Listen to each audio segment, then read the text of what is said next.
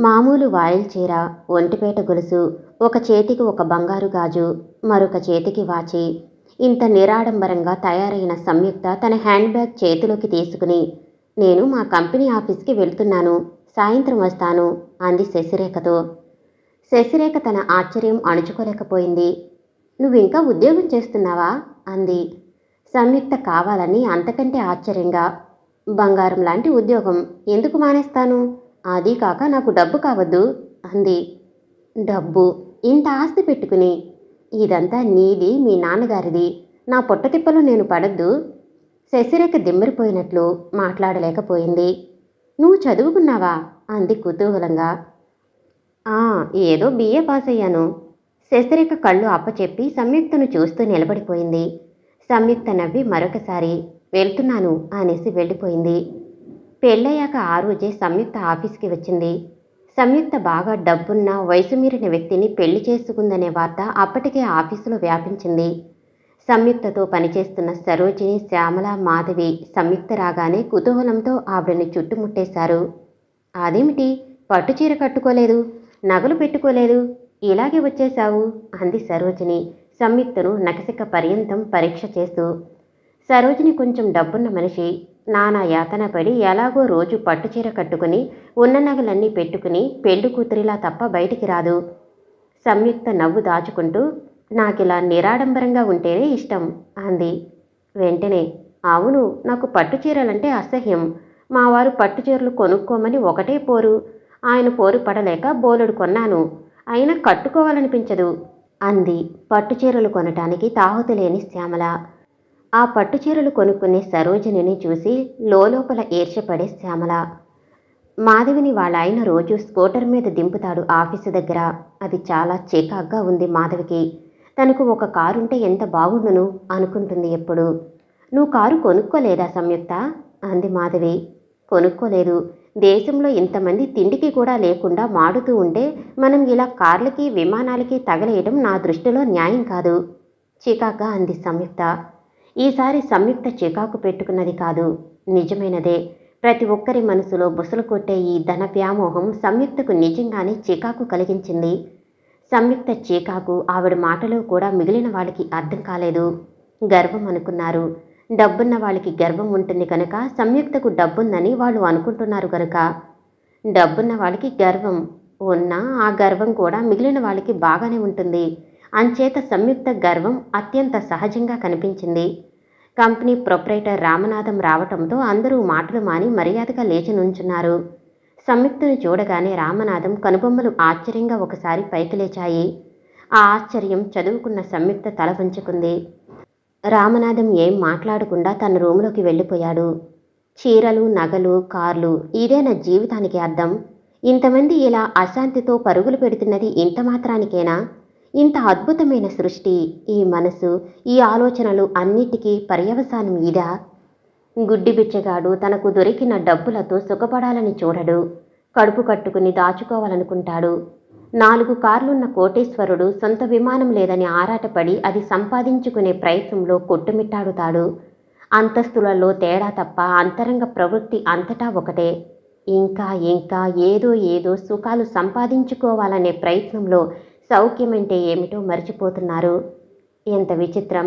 ఒకరైనా తనను చూసి వయసు మీరిన రాజయ్యను చేసుకున్నందుకు జాలిపడటం లేదు. ఇంచుమించు అందరూ తన సంపదను చూసి ఈర్ష్యపడుతున్నారు. ఆ సంపద కారణంగానే తనను ప్రత్యేకంగా చూస్తున్నారు. కొండలా వచ్చి మీద పడబోతున్న నిర్లిప్తతను ఆత్మబలంతో వెనక్కు నెడుతూ కమ్ముకోబోతున్న నిరాశా మేఘాలను కర్తవ్య దీక్షతో చెదరగొడుతూ తన జీవితానికి ఒక ధ్యేయమున్నది గుర్తు చేసుకుంటూ ఆ ధ్యేయ నిర్వహణలో ఆనందాన్ని పొందగలిగే మానసిక ప్రవృత్తి పొందటానికి సాధన చేస్తూ జీవితం అర్ధరహితము, యాంత్రికము కాదనే సంతృప్తితో తన పని చూసుకోసాగింది సంయుక్త. బస్టాప్ దగ్గర బస్ కోసం చూస్తూ నిలబడింది సంయుక్త. ఎప్పుడొచ్చాడో అరుణ్ వచ్చి సంయుక్త చెయ్యి గట్టిగా పట్టుకుని, నాతో రా అన్నాడు. సంయుక్త కంగారు పడుతూ, ఏమిటిది, వదులు అంటూనే ఉంది. అయినా అరుణ్ వినిపించుకోకుండా సంయుక్తను బలవంతాన ఈడ్చుకెళ్లి తనతో పాటు రిక్షాలో కూర్చోబెట్టుకున్నాడు. అరుణ్ ఆదేశాల ప్రకారం రిక్షా పార్క్ ముందు ఆగింది. సంయుక్త చెయ్యి పట్టుకుని రిక్షా దిగి సంయుక్తను పార్కులోకి నడిపించబోయాడు అరుణ్. సంయుక్త సహించలేక, ఏమిటిది? పోలీసులను పిలుస్తాను అంది కోపంగా. ఆగిపోయి సంయుక్త చెయ్యి వదిలి నిటారుగా నించున్నాడు అరుణ్. పిలువు అన్నాడు. పాలిపోయిన తన ముఖాన్ని కిందికి దించుకుంది సంయుక్త. పోనీ నేను పిలవనా అన్నాడు అరుణ్. సంయుక్త మాట్లాడలేదు. మళ్ళీ సంయుక్త చెయ్యి పట్టుకుని పార్కులోకి దారి తీయబోయాడు అరుణ్. నా చెయ్యి వదులు, నేను వస్తాను అంది సంయుక్త. అరుణ్ చెయ్యి వదిలేశాడు. కూర్చున్నాక నా ఊహ నిజమేనని తేలిపోయింది.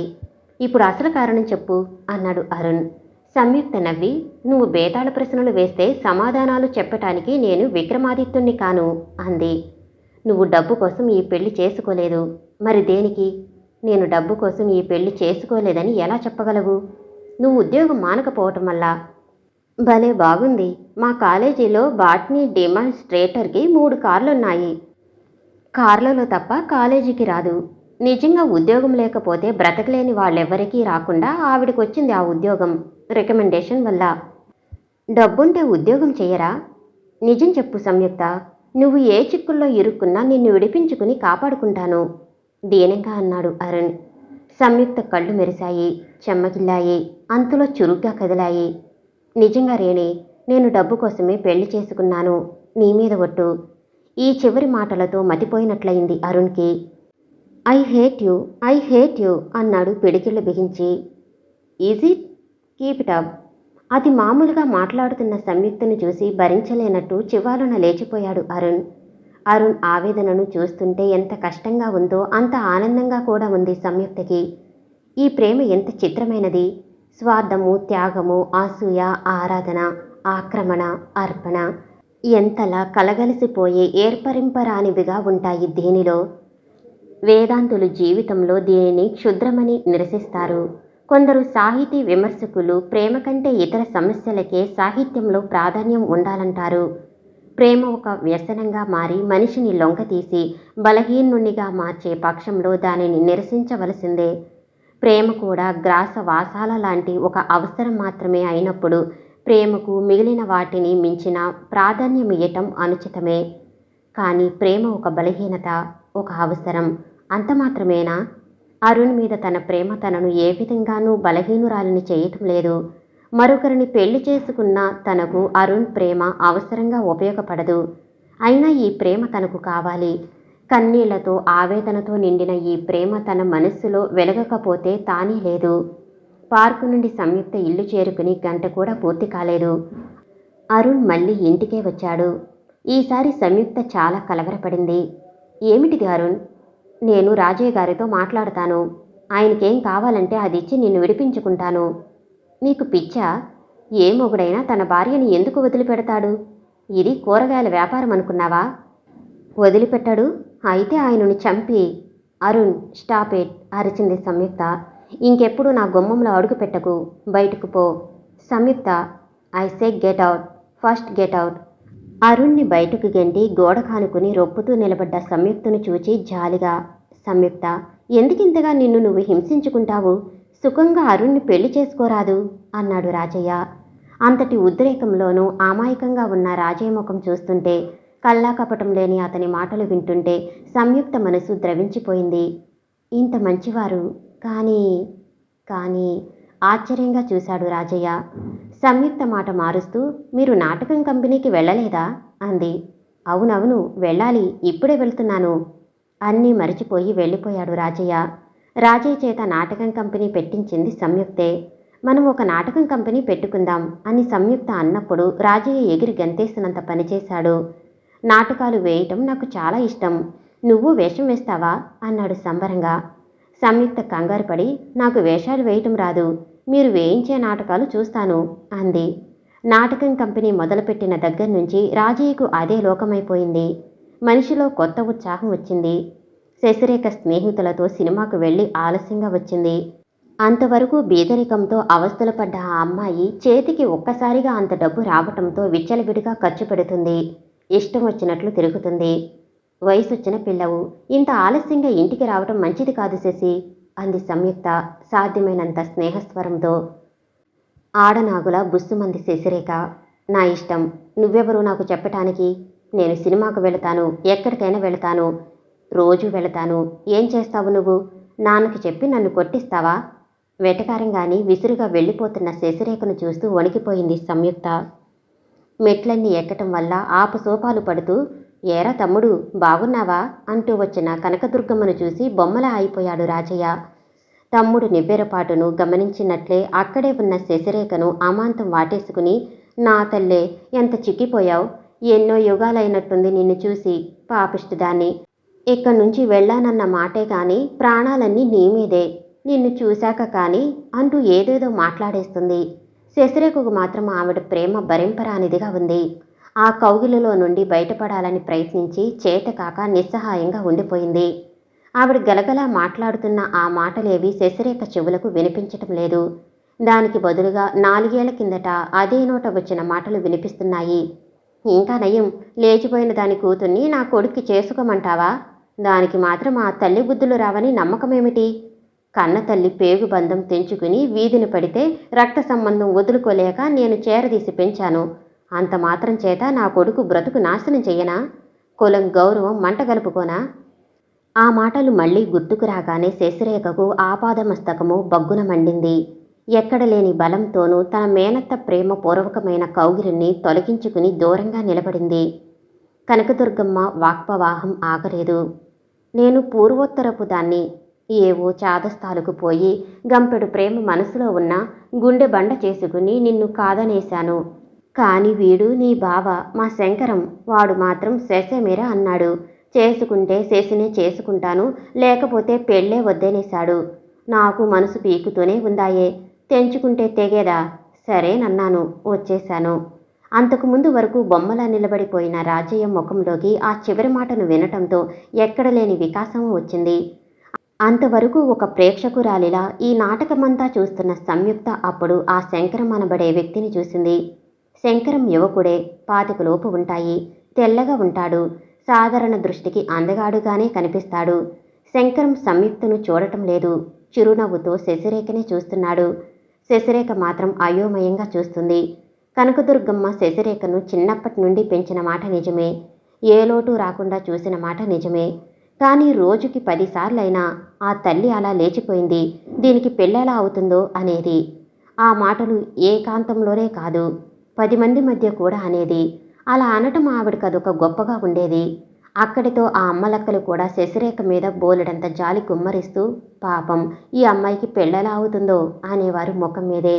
శశిరేఖకు ఇదంతా ఎంత అసహ్యంగా ఉన్నా పాపం వచ్చి రాని ఆ వయసులో వాళ్ళందరినీ ఎలా ప్రతిఘటించాలో మాత్రం అర్థమయ్యేది కాదు. ఆ పసి మనసులో లోకం మీదనే ఒక విధమైన కసి ప్రారంభమైంది.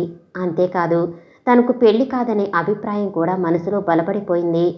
ఆ సందర్భంలో ఒక యువకుడు, అతడు ఎవరైనా కానీ తన తల్లిని కూడా ఎదిరించి తనను చేసుకుంటానని రావటం ఏదో చాలా గొప్పగా తోచింది శశిరేఖకి. చిరునవ్వుతో తనను చూసే శంకరాన్ని చూసి ప్రతిగా తను నవ్వింది. కనకదుర్గమ్మకు రాజయ్యకు ఉన్న అనుబంధం ఎలాంటిదో తెలుసుకోవటానికి సంయుక్త ఎక్కువ అవస్థపడక్కర్లేకపోయింది. వాడింతవాడు, ఆ అమ్మా నాన్న పోయారు, నేను మాత్రం ఎంత దాన్ని, పెళ్ళైపోయిందన్న మాటే గాని పట్టుమని 15 ఏళ్లైనా లేవు. అప్పటి నుండి అష్ట కష్టాలు పడి పెంచాను. ఏం తిన్నాడో ఏం కట్టుకున్నానో, వీడికేమైనా లోటు రానిచ్చానా? వాడిని అడగండి. ఈ మాటలు వచ్చిన 2 గంటలలోగా 200 సార్లు వల్లించింది కనకదుర్గమ్మ. ఆ మాటలు వింటున్నప్పుడల్లా రాజయ్య ఒక చవట నవ్వు నవ్వేవాడు. ఆ నవ్వు చూసిన సంయుక్తకు రాజయ్య మీద అంతకు ముందెన్నడూ కలగనంత జాలి కలిగింది. భోజనాలవి కానిచ్చి కాస్త స్థిమితపడగానే కనకదుర్గమ్మ అడిగేసింది, ఓరే రాజు, మన బంధువుల్లో ఎవర్రా ఇంత ఆస్తి ఉన్నవాళ్ళు? నీకెలా కలిసొచ్చింది? ఏదైనా లాటరీ కట్టావా? అదేం కాదు అక్కయ్య, ఇదంతా సంయుక్తది, తానే నా పేరు మీద మార్చింది. కనకదుర్గమ్మ కింద పడి దొర్లి దొర్లి నవ్వింది. చాలేరా నీ కట్టుకథలు, నమ్మటానికి నేను చంటిదాన్ననుకున్నావా? కొంప తీసి ఏదైనా పేరు పొరపాటు వచ్చిందా ఏమిటి? వేరి నాగన్నవి, గుట్టు చప్పుడు కాకుండా ఊరుకో. పోనీలే, ఎలా వస్తేనేం, ఇన్నాళ్ళకి మంచి రోజులొచ్చాయి. చిన్నప్పటి నుంచి అష్ట కష్టాలు పడి నిన్ను పెంచినందుకు నిన్నిలా చల్లగా చూస్తున్నాను. ఆ పాపిష్టిది సుఖపడే గీత లేక ఒళ్ళు మదమెక్కి నోట మట్టి కొట్టుకుపోయింది. కానీ ఈ ప్రస్తావన రాగానే రాజయ్య చిన్నప్పటి నుండి పెంచిన మేలు మరిచిపోయి అక్కడి నుండి వెళ్ళిపోయాడు. శశిరేఖ ముఖం ఎర్రబడిపోయింది. ఏమీ చేయలేని అసహాయ స్థితిలో పళ్ళు పటపటాలాడాయి. ఎవరి మీదో తనకే తెలియని కసితో మనసు బొగ్గుమంది. ఆ కసి మనసునంతనూ మన్నించింది. ఇంకా ఇంకా పెరిగి పరిసరాల మీదకు ఉరికింది. ఎప్పటిలాగే ఆఫీసుకు వెళ్ళటానికి తయారైంది సంయుక్త. కనకదుర్గమ్మ తెల్లబోతూ ఎక్కడికి అంది. రామనాథం ఏజెన్సీలో స్టేనోగా పనిచేస్తున్నాను, వెళుతున్నాను అంది సంయుక్త. అవునులే, ఇంట్లో ఉంటే ఏం తోస్తుంది, బందికానా అలా తిరిగొస్తే 4 ముఖాలు కనిపిస్తాయి, స్నేహితాలుంటాయి, కాలక్షేపం. ఒక్కొక్క మాటకి 10 అర్థాలొచ్చేలా దీర్ఘాలు తీస్తూ ఆపుతూ నొసలు చిట్లిస్తూ వంకరగా నవ్వుతూ అంది కనకదుర్గమ్మ. నిర్ఘాంతపోయింది సంయుక్త. ఉలికిపడింది శశిరేఖ. ఒక రకంగా సంఘానికి ఎడంగా బ్రతుకుతున్న శశిరేఖకు తండ్రి ప్రేమ ఒక్కటే అపురూపంగా ఉండేది. ఈ సంయుక్త వచ్చి తన తండ్రిని తనకు దూరం చేసిందనే భావం ఆ అమ్మాయి మనసులో సామాన్యంగా వచ్చేసింది. సంయుక్తను ద్వేషించాలనే శశిరేఖ సంకల్పం. కానీ సంయుక్తను చూడగానే ద్వేషానికి మారుగా గౌరవమే కలుగుతుంది శశిరేఖ మనసులో. సంయుక్త ఉద్యోగానికి వెళ్లటం కూడా ఇదివరలో శశిరేఖలో గౌరవాన్ని కలిగించింది. ఇప్పుడొక్కసారిగా కనకదుర్గమ్మ విషాన్ని కుమ్మరిస్తూ ద్వేషించటానికి మరో మార్గం తెరవటంతో శశిరేఖ మనసు చటుక్కున ఆ మార్గంలో చొరబడి సంయుక్తను హింసించటానికే ఆయత్తపడింది. వెళ్ళని అత్తయ్య, పాపం ఎవరికైనా అపాయింట్మెంట్ ఇచ్చిందేమో, వాళ్ళు అవస్థపడరు అంది తను కనకదుర్గమ్మలాగా దీర్ఘాలు తీస్తూ. తెల్లబోయి చూసింది సంయుక్త. శశిరేఖ మాటల కంటే శశిరేఖ తను గాయపరచటానికి పూనుకోవటమే సంయుక్తను ఎక్కువగా బాధించిందనేది ఆ ముఖం చూస్తే స్పష్టంగా తెలుస్తుంది. ఆ ముఖంలోకి చూడలేక వెంటనే తల తిప్పేసుకుంది శశిరేఖ. బయలుదేరబోతున్న సంయుక్తకు కాలికలా అడ్డు నిలిచింది కనకదుర్గ. నువ్వు వెళ్ళటానికి వీల్లేదు అంది పళ్ళు కొరుకుతూ కసిగా. సంయుక్త నిర్లక్ష్యంగా తల విదిలించి అడ్డులే అంది. ఇంతటి అవమానాన్ని సహించలేకపోయింది కనకదుర్గమ్మ. చాచి సంయుక్త చెంప చెల్లుమనేలా కొట్టింది. కళ్ళు తిరిగాయి సంయుక్తకి. మరుక్షణం ఆ కళ్ళల్లోంచి నిప్పులు కురిశాయి. ఏడుకొండలు అని అరిచింది. ఆ పిలుపు వింటూనే తన పేరు సార్థకం చేసుకుంటూ మహాకాయుడైన ఏడుకొండలు సంయుక్త దగ్గరకొచ్చి ఏం కావాలమ్మా అన్నాడు. సంయుక్త కనకదుర్గమ్మ ముఖం మీద చూపులు నిలిపింది. వేటకారంగా అంది, వదినిగారు, మీరు నాకు పూజ్యులు. ఆడబిడ్డను భారత నారీమణి తిరిగి కొట్టకూడదు అంచేత ఊరుకున్నాను. కానీ ఆ ఏడుకొండలకి మీరు ఆడబిడ్డ కారు. నా ఒంటి మీద చెయ్యి పెడితే వాడు మీ ఒంట్లో ఎముకలు మిగలకుండా చూర్ణం చేస్తాడు. ఏడుకొండలకి విషయం అర్థమైంది. చేతిలో కర్ర నేలకి తాటిస్తూ గుర్రుగా చూశాడు. కనకదుర్గమ్మకి ఆపాదమస్తకము చెమటలు పట్టాయి. ఆవిడ ఎంతగా మండిపడగలదో అంతగా జావగారిపోగలదు. వణుకుతూ పక్కకు తప్పుకుంది. చిరునవ్వులు చిందిస్తూ ఆఫీసుకు పోయింది సంయుక్త. పొంగి వచ్చే నవ్వును ఆపుకోవటానికి విశ్వ ప్రయత్నం చేయవలసి వచ్చింది శశిరేఖకి. హుందాగా నడిచిపోతున్న సంయుక్తను ఒక్కసారి ప్రేమగా కౌగులించుకోవాలనిపించింది. సంయుక్త స్నేహాల కోసం ఆఫీసుకు వెళుతుందా? అలాంటి వ్యక్తుల్లో కనిపించే వయ్యారాలు, విలాసాలు సంయుక్తలో ఏవి? కనకదుర్గమ్మను ఏనాడో మొగుడు వదిలేశాడు. ఇప్పుడు ఆవిడ వయసు 60 దగ్గర పడుతుంది.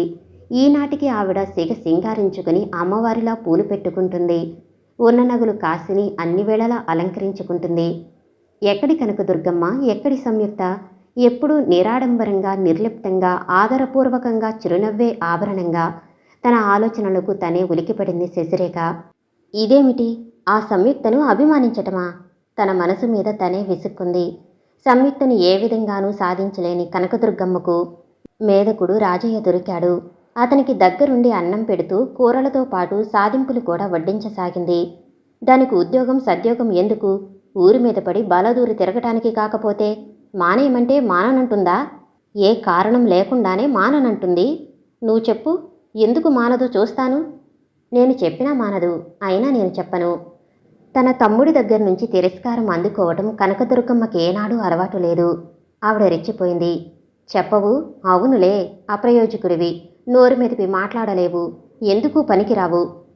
కనకదుర్గమ్మ ఎన్నెన్ని విధాల ఎంత సతాయిస్తున్నా సమాధానం చెప్పకుండా తన మానాన్న తను అన్నం తినసాగాడు రాజయ్య. కనకదుర్గమ్మకు మండిపోయింది. అందుకే పేళ్లం లేచిపోయింది. కసిగా అనేసింది. అంతసేపటికి రాజయ్య తలెత్తి అతి శాంతంగా అవును అన్నాడు. కనకదుర్గమ్మ నాలుక కరుచుకునే లోపలే రాజయ్య చేయి కడుకుని వెళ్ళిపోయాడు. ఆ రోజు సంయుక్త రోజు కంటే కొంచెం ఆలస్యంగా వచ్చింది. ముఖంలో అలసట కనిపిస్తుంది. సోఫాలో కూలబడి కొంచెం కాఫీ తాగి ఏదో ఆలోచనలో పడిపోయింది. ఇంతవరకు ఏం చేస్తున్నావు? అడగకుండా ఉండలేకపోయింది కనకదుర్గమ్మ. సంయుక్త ఆవిడ్ని పురుగును చూసినట్లు చూసి విదిలింపుగా నా ఇష్టం అంది. ఆ మాటలు శశిరేఖ కూడా వింది. శంకర్ శశిరేఖను సినిమాకు రమ్మంటున్నాడు.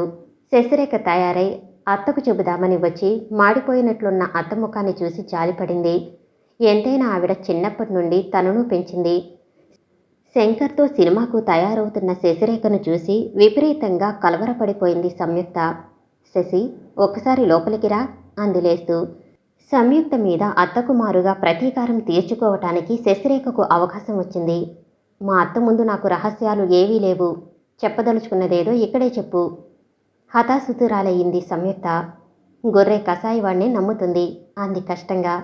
శశిరేఖ వెంటనే హేళనగా, అంతేకాదు, వేటగాడు మృగాలను బంధించటానికి సమ్మోహనమైన సంగీతాన్ని ఆలపిస్తాడు అంది.